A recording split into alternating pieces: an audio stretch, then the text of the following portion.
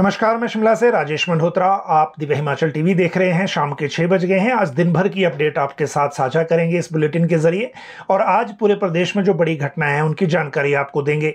देखिए, आज मुख्यमंत्री सुखविंदर सिंह सुक्खू ने जो बजट से पहले विधायक प्राथमिकताएं बैठकें होती हैं जिसमें एमएलए प्रायोरिटीज तय होते हैं अगले बजट के लिए, वो बैठक बुलाई थी। पहला दिन आज बैठक का था और इस बैठक की जो आज सुबह 3 जिलों के साथ शुरुआत हुई, और इन 3 जिलों के साथ शुरुआत के बाद अब ये अगले 2 दिन तक, मतलब आज और कल 12 जिलों को कवर किया जाएगा। सभी जिलों के विधायक इसमें अपनी प्राथमिकता बताएंगे। और जैसे मैंने आपको कहा था कि ये बैठक स्टेट का एनुअल प्लान तय करने के लिए महत्वपूर्ण होती है, लेकिन आज की बैठक, पहले सेशन की जो बैठक है, उससे ये आभास क्लियर हो गया है कि राज्य सरकार बजट का फॉर्मेट बदलने जा रही है। अगले साल से जो अगला जो वित्त वर्ष होगा बजट का, जो मार्च में सेशन होगा, उसमें आपको जो बजट प्रायोरिटीज हैं या बजट का जो फॉर्मेट जिस तरह से हिमाचल सरकार बनाती थी उसमें कुछ परिवर्तन देखने को मिलेगा। इसमें जो साइज है बजट का उसमें भी हो सकता है। विस्तृत आज बात करेंगे कि पहली मीटिंग में क्या हुआ, दूसरी मीटिंग अभी चल रही है 3 और जिलों की, और लेकिन फर्स्ट फेज के बाद क्या हुआ वो बात करेंगे।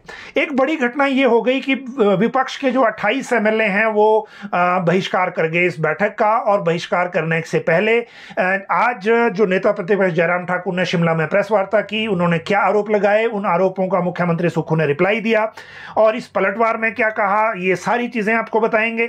और साथ में एचएएस एसोसिएशन की जो रात को पीटर हॉप में एक कार्यक्रम था जिसमें मुख्यमंत्री को बुलाया गया था, उसमें मुख्यमंत्री ने क्या मंत्र इनको दिया है वो बताएंगे आपको। विक्रमादित्य सिंह ने डुबकी लगाई है वहां महाकुंभ में मेडिकल ऑफिसर भर्ती की एक रिजेक्शन लिस्ट एक और निकली है लोक सेवा आयोग से। जो विदेश जाने वाले टीचर्स हैं, देखिए बच्चों के लिए तो शेड्यूल हो गया था, लेकिन टीचर्स के लिए इंटरव्यू बुलाए गए हैं, वो बात करेंगे। फिर बात करेंगे बीएड एग्जाम शेड्यूल की, वोकेशनल ट्रेनिंग का, ट्रेनर्स का क्या होगा, क्योंकि उनका 31 मार्च को पूरा हो रहा है टर्म, उसके बाद आगे किस तरह से बढ़ेंगे वो देखना होगा।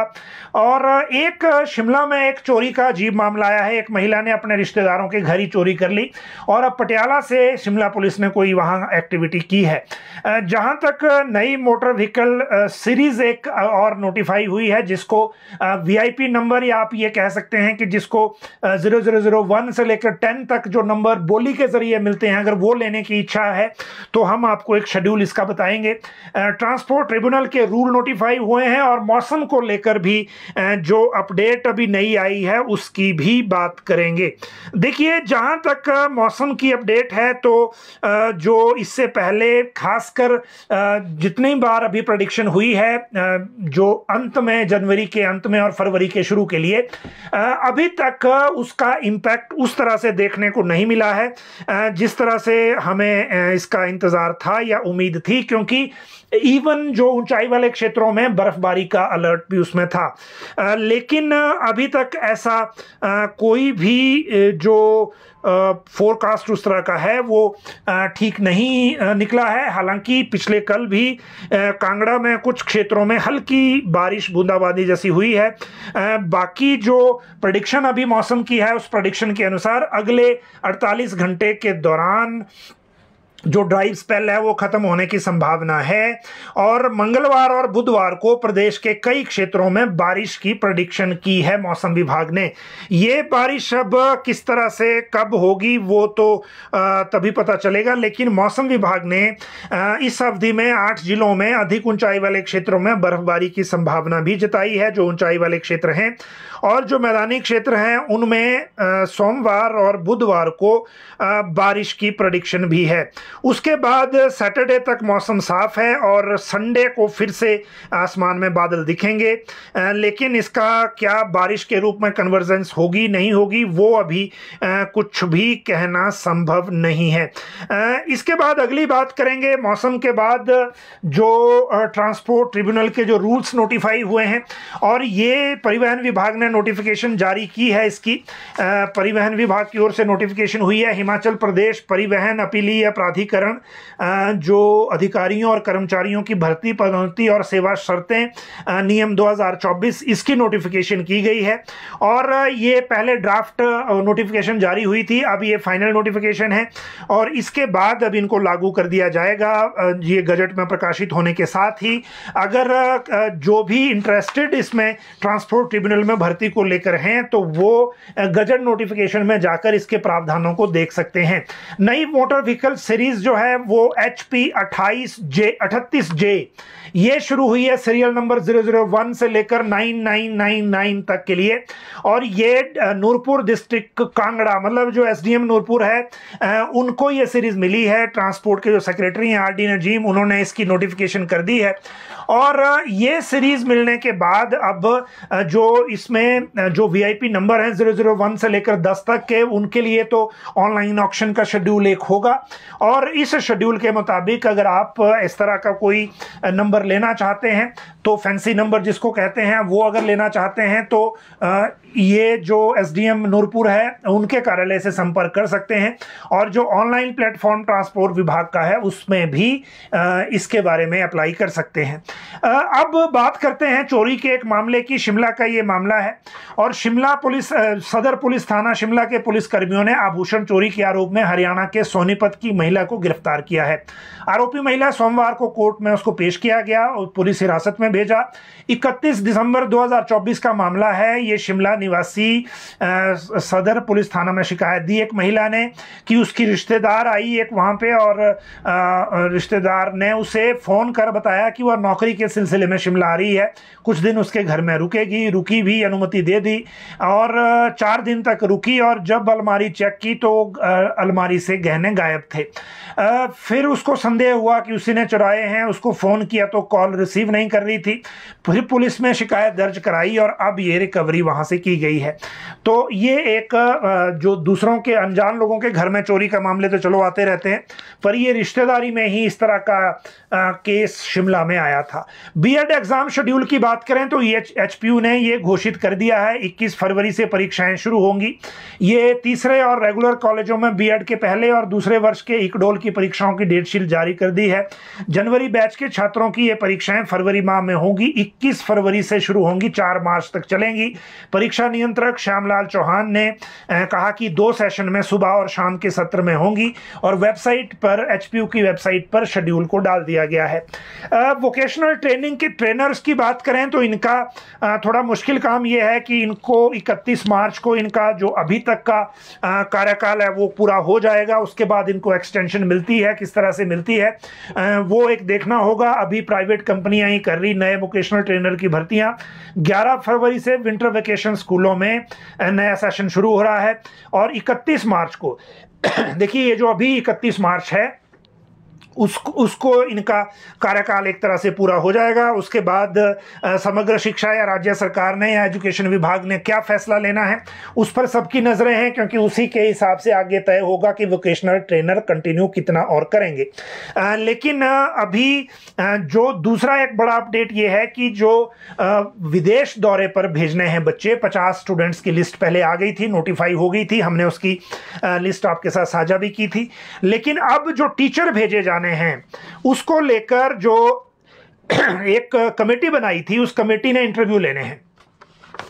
उस इंटरव्यू के लिए बुलाए गए हैं लोग, टोटल 121, और ये इंटरव्यू होगा इनका 4 तारीख को, यानी कल 10 बजे से शुरू होगा ये इंटरव्यू इनका। इनको अपने रिकॉर्ड के साथ आना होगा, आउटस्टैंडिंग अचीवमेंट का जो भी रिकॉर्ड है उसके साथ, और फिर फाइनल एक्सपोजर विजिट 24-25 के लिए लिस्ट फाइनल होगी।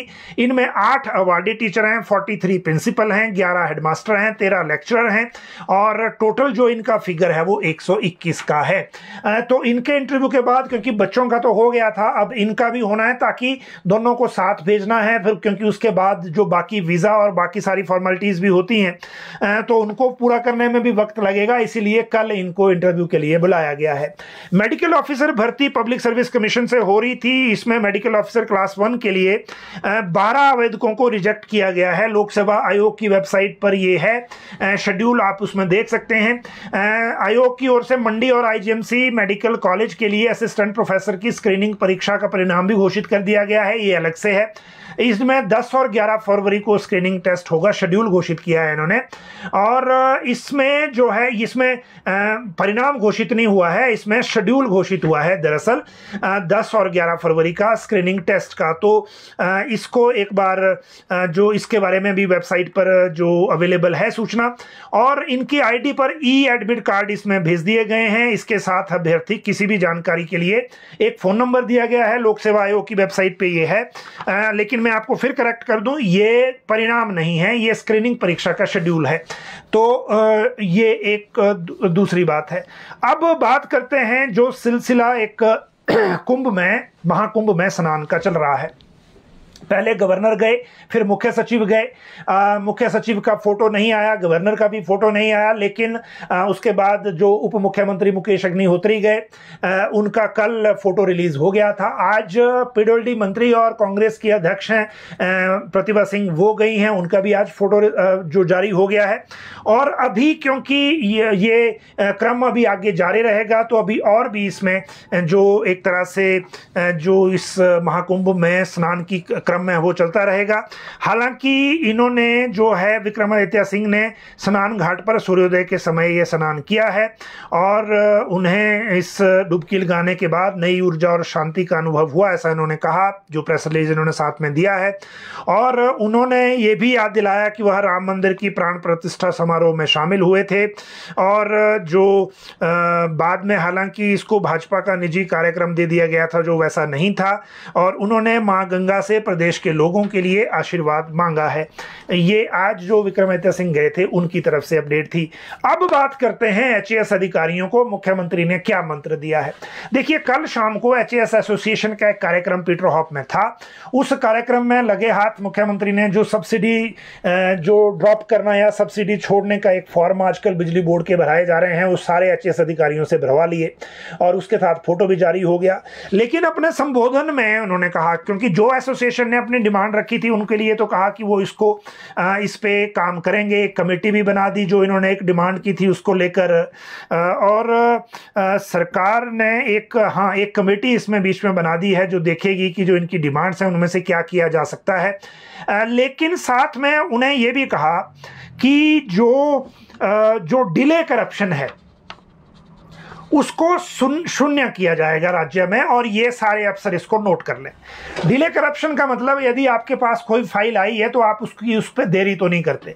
अगर आप उसमें देरी कर रहे हैं तो वो अपने आप में करप्शन है, क्योंकि इसका मतलब ये हो जाता है कि जो अफसर है वो इस फाइल को इसलिए रोके हुए है कि वो कुछ उम्मीद कर रहा है। तो जो डिले करप्शन है वो हिमाचल में नहीं होगी। व्यवस्था परिवर्तन में इसको खत्म किया जाएगा, और विभिन्न प्रक्रियाएं और नियमों में बदलाव इसीलिए किया है ताकि सभी की जिम्मेदारी तय हो, एक वर्क कल्चर अच्छा डेवलप हो, और जो इनकी तरफ प्रशासनिक सेवा को और हिमाचल प्रदेश प्रशासनिक सेवा को राज्य सरकार और सशक्त करेगी। और जो आईएएस और आईपीएस में या जो आईएफएस में भारत सरकार से जो हमने कैडर में अफसर ना लेने की बात कही है, उसका एचएएस अधिकारियों पर कोई असर नहीं होगा, ये भी इन्होंने इसमें कहा है। तो ये जो मंत्र था वो मुख्यमंत्री की तरफ से इनके लिए दिया गया। दूसरी बात जो एक देखने की है, इंपॉर्टेंट है, वो ये है कि जो सबसे इंपॉर्टेंट इसमें यह है, इसके बाद अगला मैटर, कि जो जयराम ठाकुर ने आज गुस्सा क्यों व्यक्त किया, मुख्यमंत्री सुक्खू ने क्यों पलटवार किया, और बीजेपी ने आज बहिष्कार क्यों किया जो विधायक प्राथमिकता बैठकें थी। अब आप देखिए, जो विधायक प्राथमिकता बैठक में क्या हुआ वे हम अगले इसमें लेंगे, लेकिन अभी आपको यह बता दें कि आज नेता प्रतिपक्ष जयराम ठाकुर ने जब प्रेस वार्ता की शिमला में, तो उन्होंने सरकार पर क्या आरोप लगाए।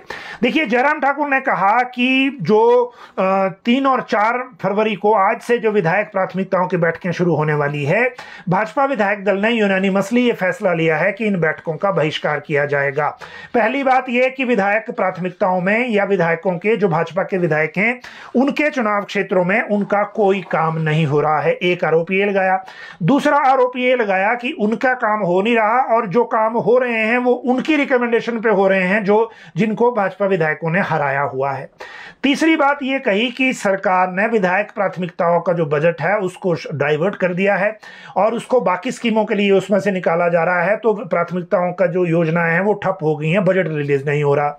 फिर एक आरोप ये भी लगा दिया कि कांग्रेस में भी सिर्फ उनको जो विधायकों जो उन्हीं को जो विधायक प्राथमिकताओं की स्कीमें मिल रही हैं जो मुख्यमंत्री के करीब हैं, सबको नहीं मिल रही जो कांग्रेस के भी हैं।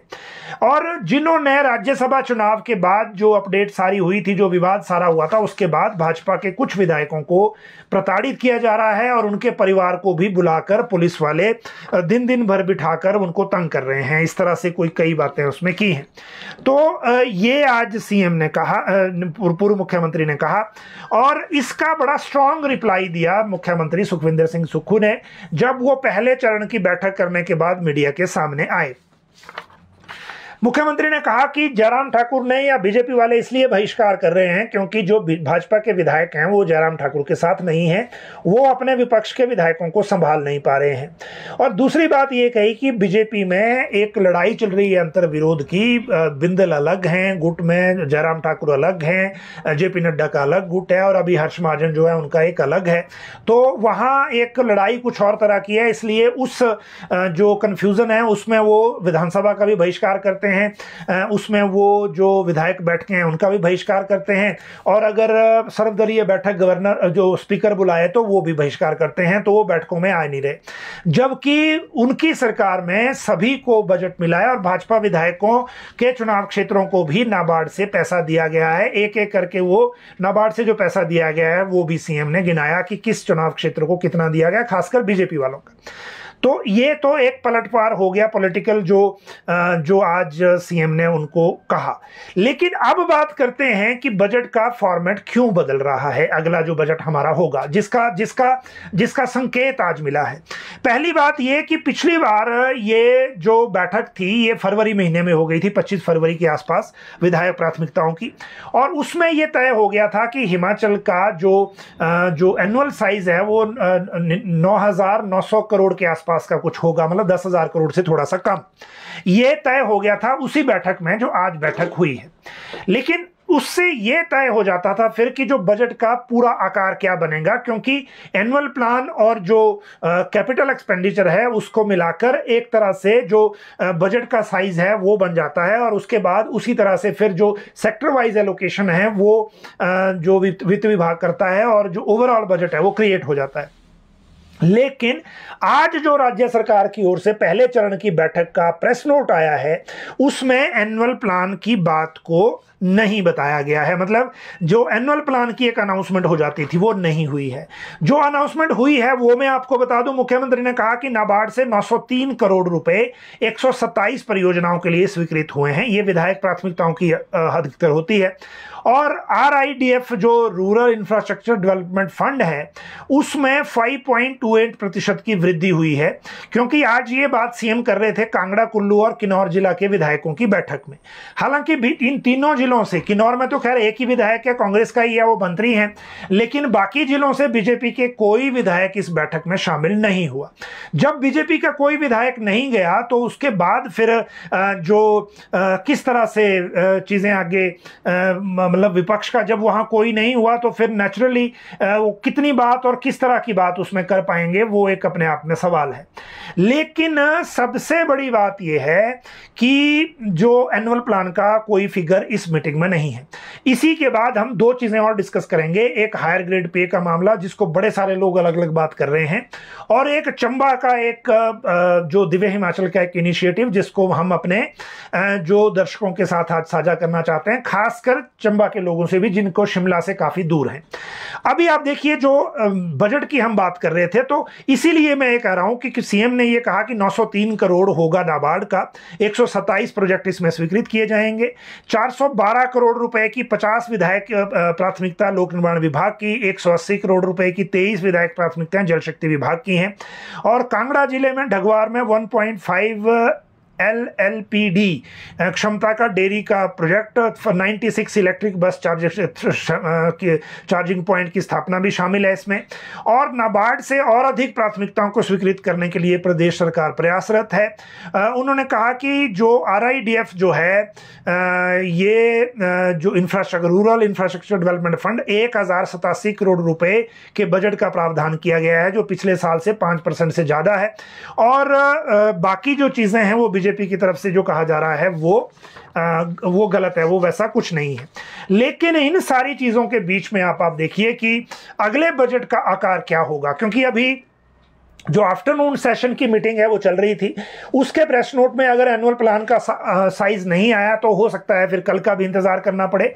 लेकिन जो व्यवस्था अभी तक की है उस व्यवस्था के अनुसार, क्योंकि एनुअल प्लान अगर अभी डिसाइड नहीं हुआ तो इसका मतलब बजट में अमूलचूल परिवर्तन होने वाला है। पिछली बार 58,000 करोड़ का बजट था, इस बार क्या वो फिगर मेंटेन रहेगा, उससे ऊपर जाएंगे या उससे नीचे जाएंगे, वो भी चीज देखने की होगी।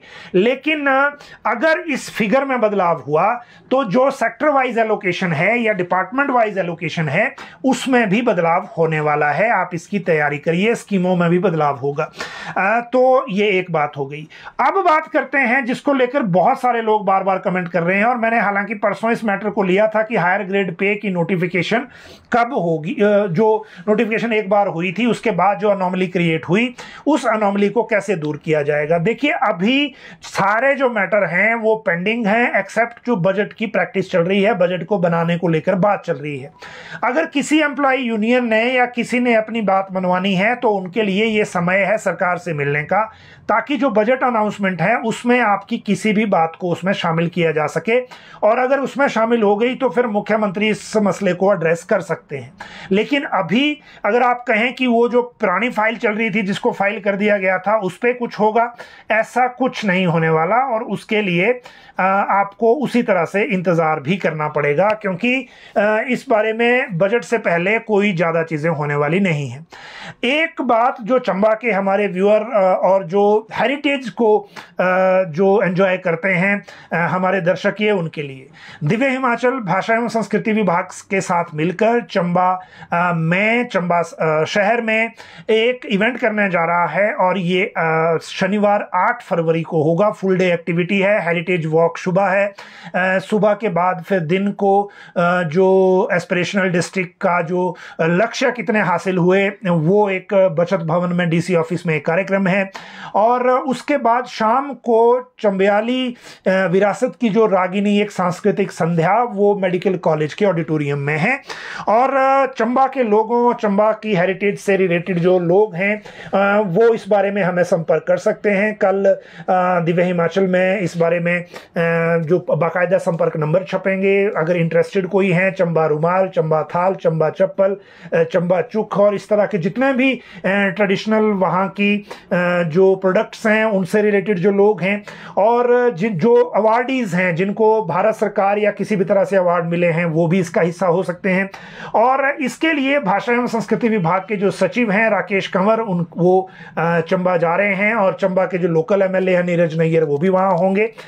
तो इससे रिलेटेड अगर आप लोग इसका भागीदार बनना चाहते हैं, हम सभी चंबा वासियों से भी इसमें सपोर्ट की, इसमें उपस्थिति के लिए आग्रह कर रहे हैं। कोई सुझाव हो तो वो भी व्यक्त किया जा सकता है इसी जो कमेंट बॉक्स है उसमें, ताकि आपकी भागीदारी को हम उसमें सुनिश्चित कर सकें। अगर आपका कोई और कमेंट भी है तो भी आप इसी कमेंट बॉक्स में करें ताकि हमें फीडबैक मिले। और आप सब लोग लाइव जुड़े, बहुत बहुत शुक्रिया।